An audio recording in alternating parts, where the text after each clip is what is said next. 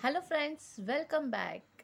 आज हम देखेंगे important formulas from the maths part 1 means algebra.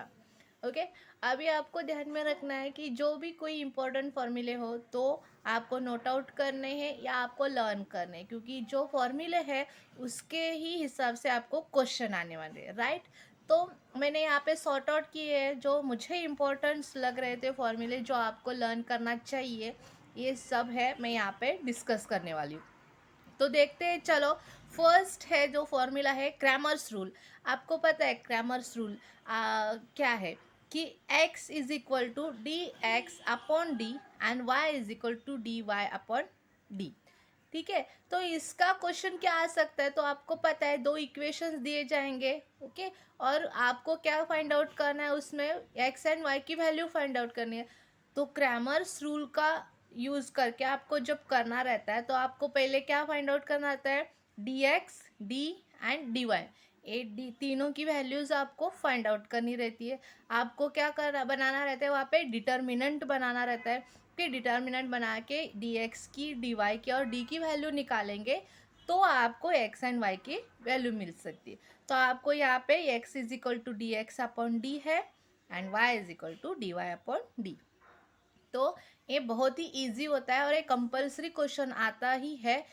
जैसे कि आपको ये एक्टिविटी पार्ट में भी आ सकता है या सॉल्व द क्वेश्चन इसमें भी आ सकता है। 2 या 3 मार्क के लिए ये कंपलसरी आता है। ओके, नेक्स्ट है, देखो, nature of roots of quadratic equation.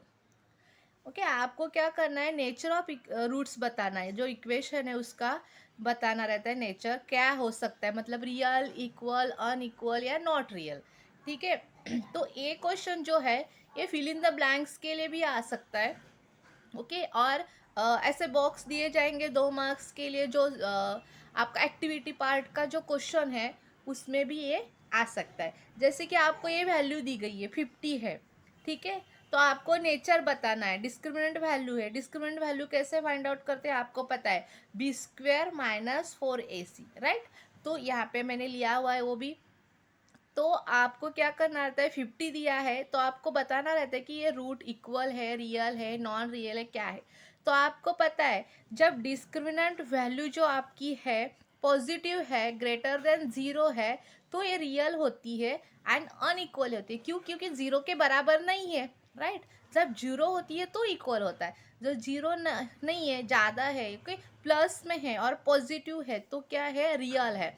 Positive होता है तो अब रियल होता है। एंड जो ग्रेटर रहती है, 0 से बड़ी रहती है तो अनइक्वल रहते हैं। तो nature of roots are real and unequal. ठीक है, जब निगेटिव दिया जाए वैल्यू, ओके, वैल्यू निगेटिव है मतलब ये इक्वल टू 0 भी नहीं है और पॉजिटिव भी नहीं, निगेटिव है, तो ये वैल्यू क्या होती है, नॉट रियल। मीन्स रियल नहीं होती और इक्वल अनइक्वल वो भी कुछ नहीं होता है। निगेटिव जब रहती है वैल्यू तो नॉट रियल, आपको ये ध्यान में रखना है। जब 0 वैल्यू आती है, ओके, जो हमारी डिस्क्रिमिनेंट वैल्यू है बी स्क्वेयर माइनस 4ac, जो निकालने के बाद 0 आती है, इक्वल आती है, तो आपको ये वैल्यू क्या होती है, नेचर ऑफ रूट्स क्या होते हैं, रियल एंड इक्वल होते हैं। ठीक है, इक्वल क्यों, क्योंकि 0 के बराबर है और ये रियल नंबर है, क्योंकि निगेटिव नहीं है तो क्या हो गया, ये रियल एंड अनइक्वल होते हैं। ठीक है, तो इस तरह से आपको ये फिल इन द ब्लैंक्स के लिए भी आ सकता है या एक्टिविटी पार्ट में भी ये क्वेश्चन आ सकता है। तो आपको ये ध्यान में रखना है, बस आपको पॉजिटिव, निगेटिव और 0 ये समझ में आना चाहिए। ओके, जो थर्ड क्वेश्चन है, find value of discriminant. Okay, जो वैल्यू है डिस्क्रिमिनेंट फाइंड आउट करना है तो आपको ये फॉर्मूला याद रखना है, B square minus 4ac। Okay, आपको एक इक्वेशन दिया जाएगा तो उसको क्या करना है, आपको स्टैंडर्ड इक्वेशन से कंपेयर करना है। जैसे कि जो हमारा है A X square plus B X plus C is equal to 0, जो हमारा स्टैंडर्ड इक्वेशन है, इससे कंपेयर करने के बाद ए की, बी की एंड सी की वैल्यूज़ डिसाइड करनी है उसके हिसाब से। एंड आपको ये क्या करना है, इसमें फिलअप करके इसकी वैल्यू निकालनी है। तो ये B square minus 4ac find out करेंगे तो डेल्टा वैल्यू आपको मिलेगी, मतलब डिस्क्रिमिनेंट वैल्यू मिलेगी।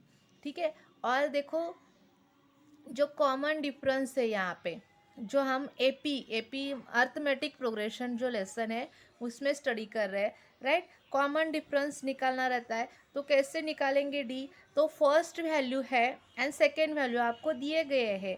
ए is equal to first value होती है, राइट। फर्स्ट टर्म जो ए इज इक्वल टू हम कंसिडर करते हैं या T1 कंसिडर करते हैं, राइट। तो आपको जो है जो डिफरेंस है दो वैल्यू में का निकालना है, तो T2 माइनस T1 करना रहता है, ठीक है। अदरवाइज आप T3 माइनस T2 भी निकालेंगे तो डिफरेंस सेम आ जाता है। तो आपको डिफरेंस कैसे निकालना रहता है, second term minus first term, तो आपको कॉमन डिफरेंस मिल सकता है। ओके, नेक्स्ट जो है T N is equal to find out करना है। टी मतलब जो nth टर्म जो हमें फाइंड आउट करनी रहती है, या कोई n टर्म दिया हुआ है और आपको इसमें से n या कोई भी वैल्यू निकालनी हो, ए की, डी की या n की या टी एन की, तो ये फॉर्मूला आपको यूज़ करना है, जो है T N is equal to A plus N minus one into D. D means common difference है आपका, ए मीन्स इनिशियल वैल्यू है जो फर्स्ट वैल्यू है, यन है तो आपको इसमें से कौन सी भी पूछ सकते कि निकालने के लिए, तो ये फॉर्मूला यूज़ कर कर आप ये निकाल सकते हैं। जो नेक्स्ट है देखो, sum of first n term of n AP, जो अर्थमेटिक प्रोग्रेशन है, जो nth टर्म आपको फाइंड आउट करनी है एस एन, तो आपको ये फॉर्मूला यूज़ करना था। जैसे कि आपके पास n is equal to find पता होगा, okay, A is equal to and D is equal to, ये सब वैल्यूज जब पता रहती है तो आपको एस एन निकालने के लिए बोलते हैं एन टर्म, तो आपको ये फॉर्मूला यूज़ करना है। जैसे कि S N is equal to N upon two in bracket two A plus N minus one into D, ठीक है। तो जब nth टर्म आप निकालेंगे तो ये फॉर्मूला यूज़ करना रहता है। ओके, ये जो क्वेश्चन है इसके हिसाब से क्वेश्चन ये ज़्यादा मार्क्स के लिए आता है, ये फॉर्मूला आपको हमेशा याद रखना है, this is the most important formula. And next है देखो प्रोबेबिलिटी ऑफ एन इवेंट। जैसे कि आपको प्रोबेबिलिटी दी है, पॉसिबिलिटीज़ निकालनी है, तो पी ऑफ ए है, ओके। तो आप पी ऑफ ए कैसे निकालेंगे, जो number of sample point in event A. जैसे कि आपको बोला है कि नेचुरल नंबर्स दिए हैं, कोई नंबर्स दिए हैं, उसमें से प्राइम नंबर निकालना है या आपको स्क्वायर नंबर्स निकाले, इवन नंबर निकालना है, ऑड नंबर निकालना है, तो आपको ये सैम्पल दिया गया, आपको ये फर्स्ट में आ जाएगा। Number of sample point in sample space, मतलब आपको कितने नंबर्स दिए हैं। जैसे कि आपको यहाँ पे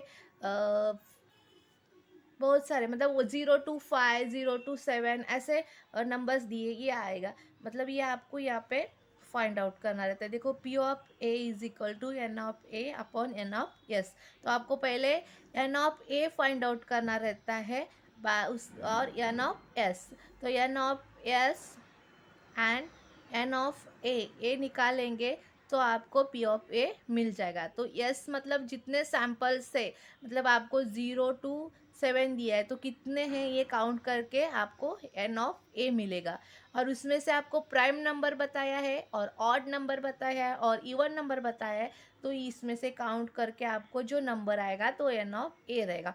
तो यहाँ पे उसको फिर डिवाइड करना है, इन दोनों को मल्टीप्लाई, यहाँ पे आपको पी ऑफ ए निकालना है। तो मुझे ये सारे क्वेश्चंस बहुत इम्पोर्टेंट लगे, आप इसको लर्न करके रखना है, और इसके अलावा आपको कोई अलग से क्वेश्चन और फॉर्मूला नहीं पूछा जाएगा, तो ये सब लर्न करके रखेंगे तो पेपर आपको बहुत इजी जाएगा और आप अच्छे से सॉल्व कर पाएंगे। ओके, तो आपको वीडियो पसंद आया होगा तो प्लीज़ लाइक कीजिए, शेयर कीजिए एंड सब्सक्राइब कीजिए।